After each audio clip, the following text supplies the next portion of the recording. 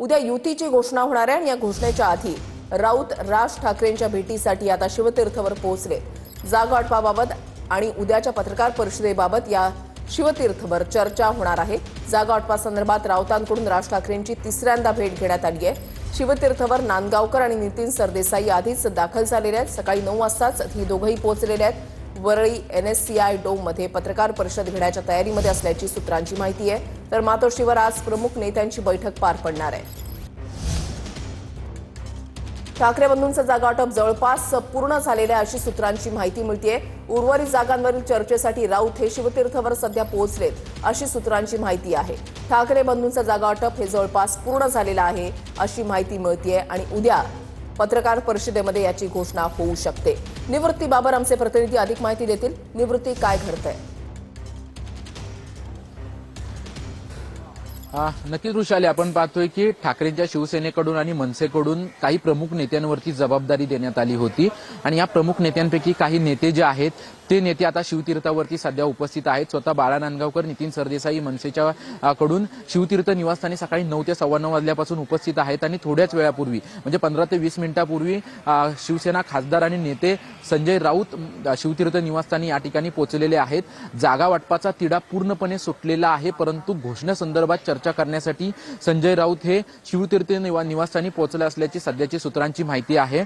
उद्या NSCI dome या ठिकाणी पत्रकार परिषद घेऊन युतीची घोषणा होणार अशी सूत्रांची माहिती आहे। याचंच नियोजन करण्यासाठी सध्या संजय राऊत राज ठाकरे यांच्या भेटीसाठी देखील आल्याचं देखील म्हटलं जात आहे। कारण की गेल्या अनेक दिवसांपासून आपण पाहतोय की दोन्ही ठाकरे बंधू एकत्रित येतील आणि मुंबईसह इतर महानगरपालिका निवडणुका ज्या आहेत ते एकत्रित युती करून लढणार असल्याच्या चर्चा ज्या आहेत त्या अनेक दिवसांपासून सुरू होत्या आणि याचं नियोजन जे आहे ते अनेक नेत्यांवरती देण्यात आलं होतं। त्यानंतर पूर्ण नियोजन झाल्यानंतर आता घोषणा कशा पद्धतीने करायची याची चर्चा जी आहे ते सर्वत्र सुरू असल्याचं आपल्याला पाहायला मिळतंय आणि याच पार्श्वभूमीवरती स्वतः संजय राऊत राज ठाकरेंच्या भेटीसाठी आल्याचं आपल्याला या ठिकाणी पाहायला मिळतंय। संजय राऊत गेल्या अनेक दिवसांपासून आपण पाहतोय की गेल्या 4 ते 5 दिवसांमध्ये जवळपास 3 वेळा राज ठाकरे यांच्या भेटीसाठी आलेले आहेत आणि या अगोदर बाळा नांदगावकर त्यासोबतच नितीन सरदेसाई यांनी देखील संजय राऊतांची भेट घेतली होती। हो, ठीक, नक्कीच। धन्यवाद निवृत्ती दिलेल्या सविस्तर माहितीसाठी।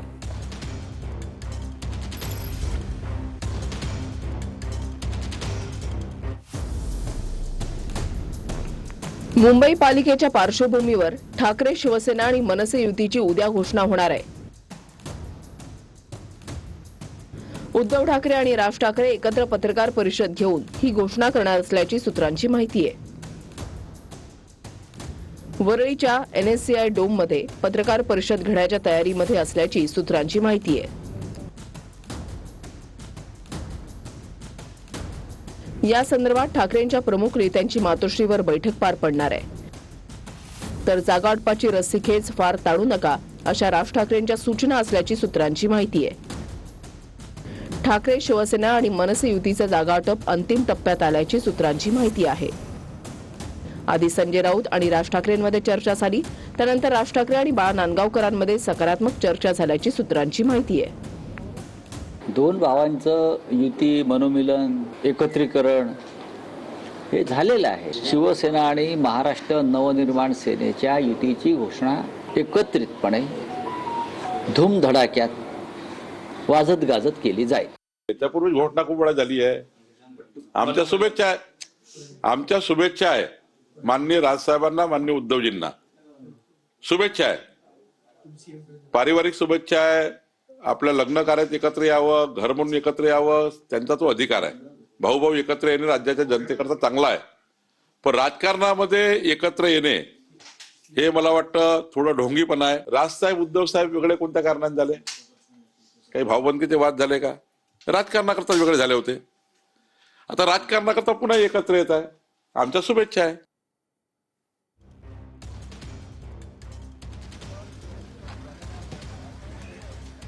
तर राऊत आता शिवतीर्थवरून निघालेले आहेत। राऊतांचा ताफा निघालेला आहे। संजय राऊत यांनी शिवतीर्थवर राज ठाकरे यांची भेट घेतलेली आहे। तिसरी भेट ही राऊत आणि राज ठाकरे यांच्यामध्ये होती। काही वेळापूर्वीची दृश्य ज्यावेळेला राऊत जे आहेत ते शिवतीर्थवर पोहोचलेले होते।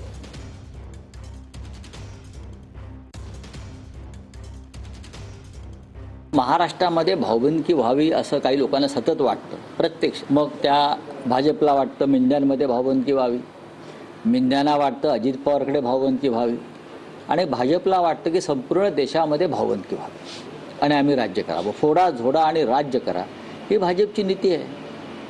पण या सगळ्यातून आम्ही आता बाहेर येऊन हा प्रीतिसंगमाचा प्रयोग करतो आहोत ना, त्याच्यामुळे त्यांच्या पोटात दुखत आहे.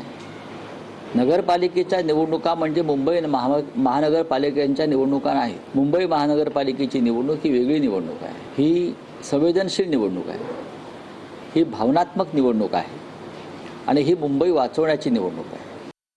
उभाटा गटाचे नेते खासदार संजय राऊत यांनी आज पत्रकार परिषदेमध्ये घोषणा केली की येत्या काही दिवसांमध्ये दोन भावांचा प्रीतिसंगम होणार आहे. खरं तर राजकीय भाषेमध्ये याला प्रीतिसंगम नाही तर भीतीसंगम म्हणायला पाहिजे. दोन भाऊ घाबरून भीतीपोटी एकत्र येत आहेत, याला संजय राऊतजी प्रीतिसंगम म्हणत नाहीत तर भीतीसंगम म्हणतायत आणि हा भीतीसंगम आहे हे महाराष्ट्रातल्या जनतेला ठाऊक आहे. जागा वाटपाची रस्सीखेच फार ताणू नका, राज ठाकरेंच्या दोन्ही पक्षाच्या नेत्यांना या सूचना आहेत.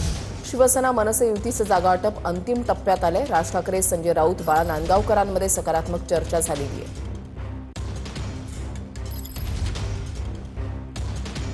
जागा वाटपाची रस्सीखेच फार ताणू नका अशा सूचना राज ठाकरेंकडून नेत्यांना देण्यात आलेल्या आहेत. बीएमसीसाठी येत्या 2 दिवसांमध्ये भाजप शिवसेनेमध्ये जागावाटपाबाबत बैठक होणार आहे. 150 जागांवर निर्णय झालाय. उर्वरित 77 जागांबाबत अजूनही पेच कायम आहे. मुंबईमध्ये शिवसेना 125 जागा लढवण्यावर ठाम आहे. काहीही झालं तरी 125 जागा लढवणार. सेना नेत्यांची आग्रही भूमिका असल्याची माहिती मिळतेय. भाजपही 150 जागा लढवण्यावर ठाम आहे.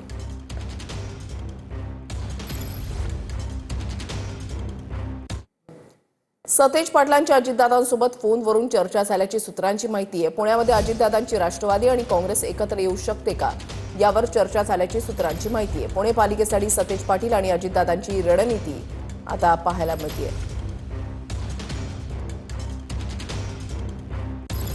सतेज पाटील यांनी फोनवरून अजित पवार यांच्यासोबत चर्चा केल्याची सूत्रांची माहिती मिळते. पुण्यामध्ये अजित पवारांची राष्ट्रवादी आणि काँग्रेस एकत्र येऊ शकते का या संदर्भात चर्चा झाल्याची माहिती मिळते. राहुल शेवाळेंच्या पत्नीकडून वॉर्डमध्ये मतदारांना साडी वाटप करण्यात आल्याचा स्थानिकांचा आरोप आहे. चेंबूरमध्ये कामिनी शेवाळेंनी वाटलेल्या साड्या महिलांनी पेटवून दिल्या. निवडणुका जाहीर झाल्यानंतर देखील साड्या वाटप केल्याचा आरोप होतोय.